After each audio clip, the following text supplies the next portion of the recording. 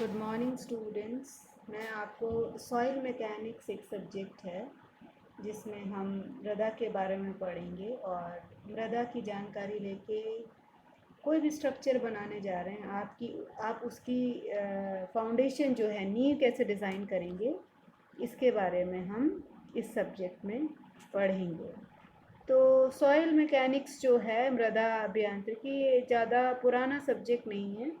पहले इसे नहीं, लगभग 100 वर्ष से ही इसको जाना जाने लगा है। कार्ल तरज़ागी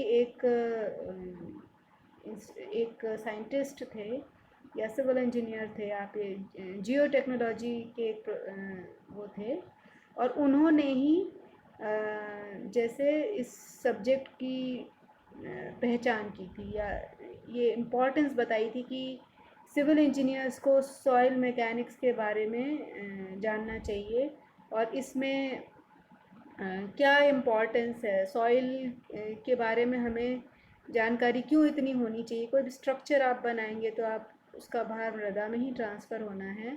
अगर स्ट्रक्चर मजबूत है और मृदा मजबूत नहीं है तो मृदा फेल हो जाएगी, और मृदा फेल हो जाएगी तो स्ट्रक्चर अपना भार खुद नहीं ले पाएगा, उसे फेल होना ही पड़ेगा टाइम के साथ। तो कार्ल तरज़ागी को फादर ऑफ सॉइल मैकेनिक्स भी कहा जाता है, मृदा अभियांत्रिकी का जन्मदाता भी कहा जाता है। और इन्होंने ही जो बेसिक प्रिंसिपल्स दिए वो इन्होंने ही दिए। तो ये ऐसा सब्जेक्ट है जो बहुत अधिक पुराना नहीं है। और सॉइल मैकेनिक्स में जो हम चीज़ें हम जिन चीज़ों के बारे में हम पढ़ते हैं, एक तो सब surface investigation and to develop methods for soil sampling, कि हम मृदा के किस तरह से सैंपल लेते हैं, उसकी जानकारी कैसे बटोरते हैं, उसमें क्या क्या हम टेस्ट कर सकते हैं।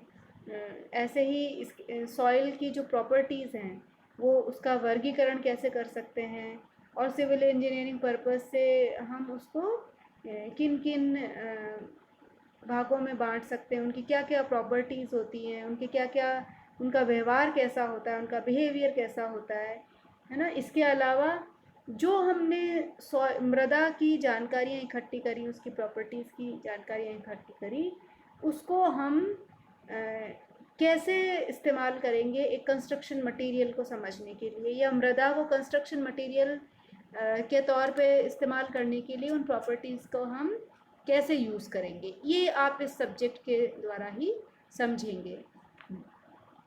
तो सबसे पहले मैं आपको थोड़ा सा मृदा की उत्पत्ति के बारे में बताऊंगी। आपने हालांकि छोटी क्लासेस में पढ़ा होगा ज्योग्राफी वगैरह में कि मृदा की उत्पत्ति जो है वो चट्टानों से होती है, चट्टानों की टूट फूट से होती है। तो आपकी जो चट्टानों की टूट फूट है वो कई प्रकार से हो सकती है, मैकेनिकल वेदरिंग से, केमिकल डिकम्पोजिशन से, बायोलॉजिकल डिकम्पोजिशन से। इसके डिटेल नोट्स मैं आपको व्हाट्सएप पे भेज चुकी हूँ। तो मैकेनिकल वेदरिंग में क्या होता है कि जैसे कहीं बारिश पड़ती है या कहीं पे आपके बर्फ़ पड़ती है, और बारिश पड़ती है बारिश के मौसम में, और जब ठंड पड़ती है तो ठंड में वो जम जाती है। और आप जानते हैं कि वाटर एक ऐसा फ्लूइड है जो जमने के बाद एक्सपेंड होता है। हालांकि सारे फ्लूइड जमने के बाद कॉन्ट्रैक्ट होते हैं, सिकुड़ जाते हैं, पर वाटर एक्सपैंड होता है। और एक्सपेंड होता है तो जहाँ अगर वो रॉक्स के बीच में, चट्टानों के बीच में पानी बारिश में चला गया और वहीं पे छोटे छोटे क्रैक में चला गया और वो जम गया तो बर्फ़ ज़्यादा स्थान घेरती है और उन क्रैक्स को बड़ा कर देती है। फिर जब गर्मी पड़ती है तो वो धूप में जैसे वो बर्फ़ वापस पिघलती है, वो क्रैक्स बड़े हो जाते हैं, और कोई वापस से सर्दी, इसी मतलब मौसम के प्रभाव से ही ये टूट फूट होती है। और कई बार जो है एब्रेशन की वजह से कि आपके हवा चली बहुत तेज़, आंधी तूफान आए या पानी बह के आया, उसके साथ बह जाती चट्टानें, टूट जाती हैं, छोटे टुकड़े उनके बह जाते हैं, और इस तरह से पानी के बहाव से, वायु के प्रभाव से भी इनमें टूट फूट होती है। तो इस तरह से चट्टान से जो है वेदरिंग के केमिकल डिकम्पोजिशन भी इसमें कई बार, जैसे पानी जब रॉक्स में चला जाता है तो रॉक्स में कई कई बार इस तरह के उसमें मिनरल्स होते हैं, जैसे आयरन के होते हैं मिनरल या कोई और मिनरल्स हैं, उनका ऑक्सीडेशन हो जाता है या हाइड्रेशन हो जाता है ना। तो मतलब वाटर के साथ वो रिएक्ट कर जाते हैं, या उनका कार्बन डाइऑक्साइड के साथ रिएक्शन होकर कार्बोनेशन हो जाता है, इस तरह हाइड्रोलिसिस हो जाता है, लीचिंग प्रोसेस हो जाता है, डिज़ोल्व हो जाते हैं, कई सारे मिनरल्स ऐसे हो जाते जो पानी में डिज़ोल्व हो जाते हैं।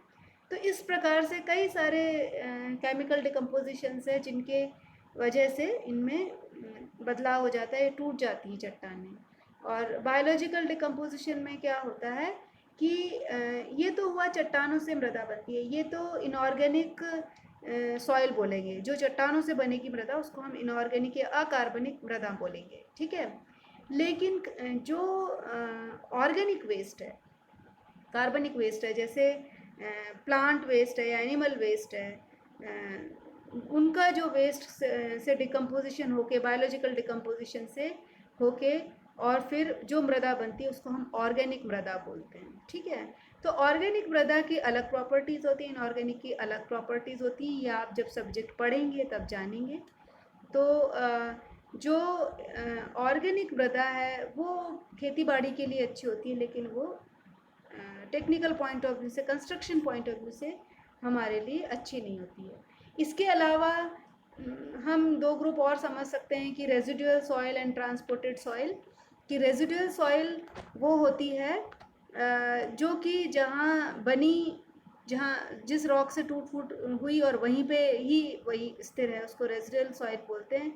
ट्रांसपोर्टेड सॉइल वो होती है जो जिसका ट्रांसपोर्टेशन एक स्थान से दूसरे स्थान होता है। जैसे कि बहुत दफ़े ग्लेशियर होते हैं, ग्लेशियर आपने सुना होगा कि ग्लोबल वार्मिंग के प्रभाव से और इस ग्लेशियर पिघल रहे हैं। जब कोई ग्लेशियर पिघलता है और वो नीचे पिघल के नीचे सरकने लगता है ऊंचाई से, तो बहुत सारी मृदा जो उसके नीचे होती है वो धंस के उसके साथ आ जाती है। तो एक जगह से दूसरी जगह इस तरह से, जैसे कोई बुलडोजर ज़मीन को खींचता है, खींच के ले जाता है एक स्थान से दूसरे स्थान से, इस तरह से जो ग्लेशियर है वो जमीन मिट्टी को एक जगह से दूसरी जगह पे ले जाते हैं, ठीक है ना। ऐसे ही पानी जो है, पानी भी एक बहुत बड़ा मोड है जो कि मिट्टी को एक जगह से दूसरी जगह ले जाता है। पत्थर, कंकड़, चट्टानें बह के पानी के साथ आ जाती है, उनमें टूट फूट हो जाती है बहाव के कारण, और वो मृदा बदल एक जगह से दूसरे जगह पानी के साथ साथ चली जाती है। ऐसे ही बारिश जब होती है तो बारिश के साथ बारिश का पानी बहता है, वो भी जो मृदा को तेज़ बहाव होता है उसका, तो मृदा को बहा के ले आता है नालों में, नदियों में। आपने देखा होगा जब बारिश का पानी आता है तो उसमें बहुत सारी मिट्टी बह के आती है, और धीरे धीरे जब उसका उसकी जब स्पीड कम होती है तो धीरे धीरे जमती चली जाती है।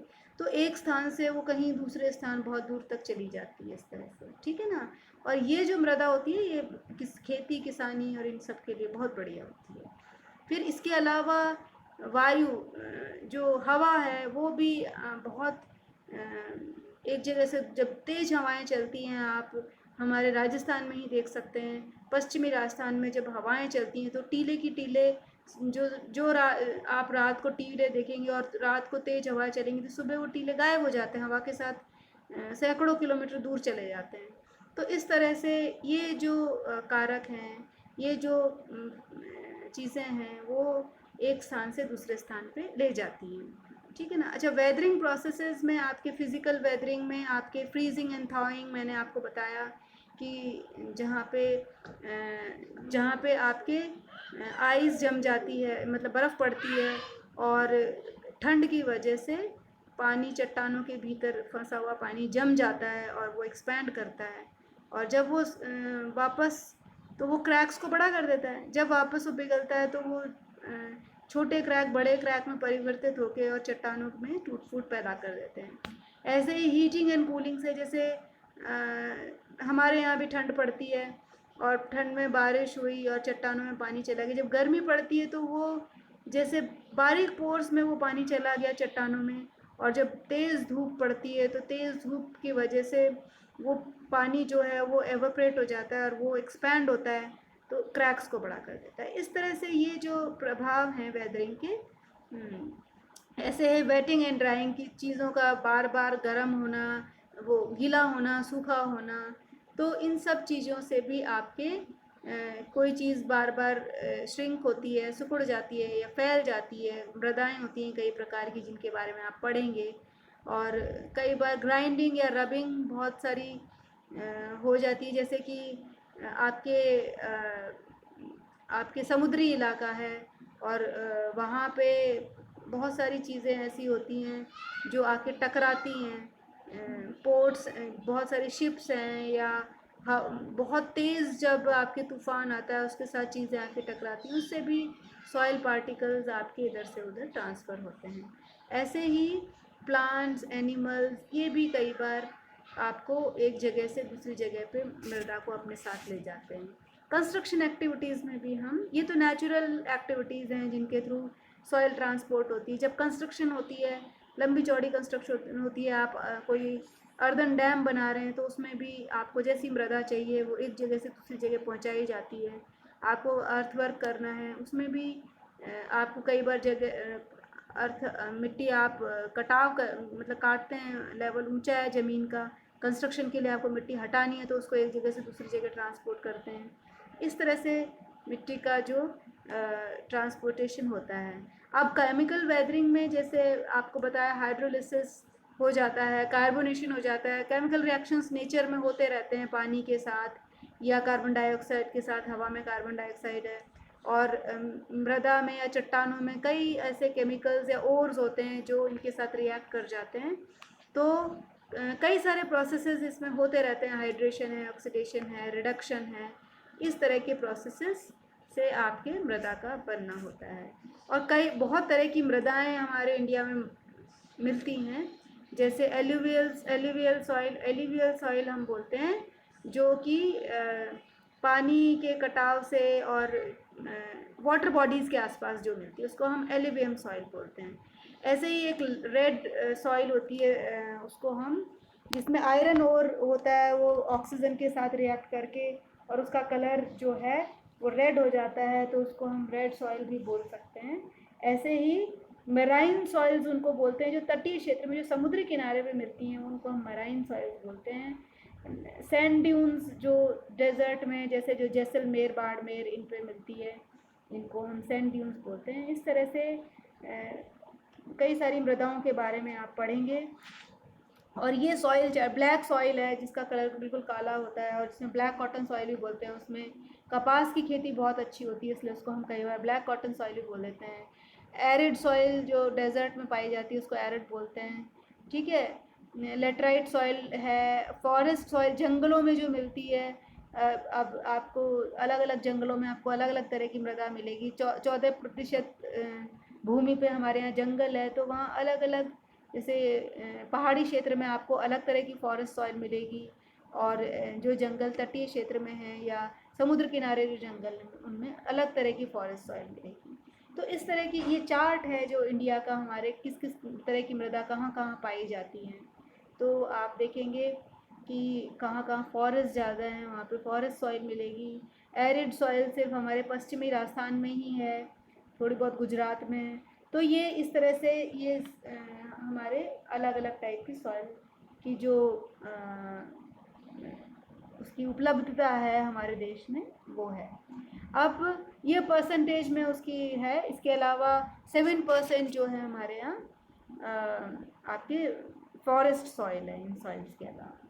तो ये जो है इस सब्जेक्ट में, अब आप इसके, ये तो एक तरह से इसका इंट्रोडक्शन है। अब जो हम पढ़ेंगे वो सॉइल की प्रॉपर्टीज़, और इसके बारे में हम जानेंगे कि हमारे क्या प्रॉपर्टीज़ हैं सॉइल की।